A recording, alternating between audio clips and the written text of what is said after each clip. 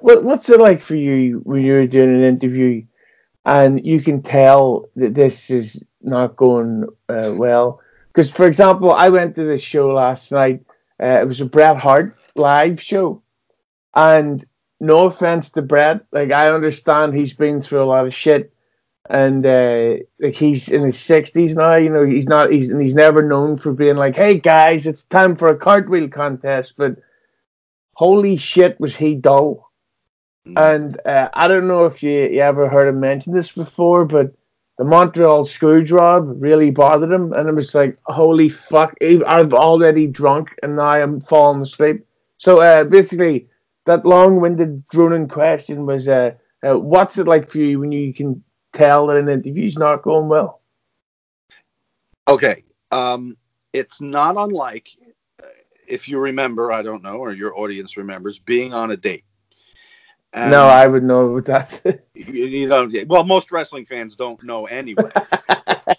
Some of us are married, and it was a long time ago. For those of us that were lucky enough. So you get out of mom's basement and you go on a date, okay? And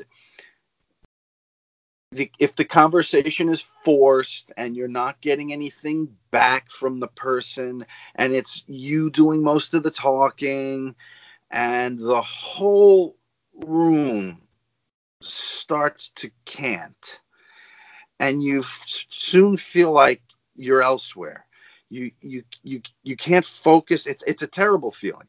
So when I have a guest who's being evasive, you sign up for a shoot interview to talk to me for 2 hours, and you're not going to name names. So I can say, oh, okay, so here's the first hurdle. I've got to get him or her relaxed. I have to let them trust me. I have to let them know that they're safe, that though they may expose some truths as much as they want to, we're not going to do them dirty. So once that happens, again, not unlike the date, they have to, totally relax and realize I may be trying to get into your pants, but I'm not going to do it forcibly. I'm going to sit here and talk to you and listen to you until your legs spread. So when you're sitting with someone who's guarded, a Tully Blanchard, there's a lot of trust and a lot of breaking down walls before he spreads his legs for you. As much as Tully will. So that's what it feels like. It feels like work. It feels like, okay, I'm going to have, and then there's some tactics. You could always go light. You go with funny stuff.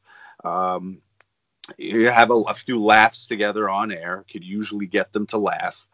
And then that trust starts to come. But it's usually related to trust. Now, you've got some folk that are less entertaining than others, who are just dry. It's just a dry interview. Listen, I'm not asking them to come out and put on a red nose and floppy shoes and juggle. I just want them to be themselves. However, I can lead them down the alleyways to get to the interesting stuff. So dryness is one thing, but someone who's guarded or not trusting, or they have that like holier than thou attitude because maybe they were put in a Hall of Fame show on WWE and they think it's like a real sports Hall of Fame, and so they sit there and they say, well, I'm a Hall of Famer, I don't have to answer questions about Batista's dick. You do, because you're a wrestling Hall of Famer. We're one step removed from the carnival still, dude.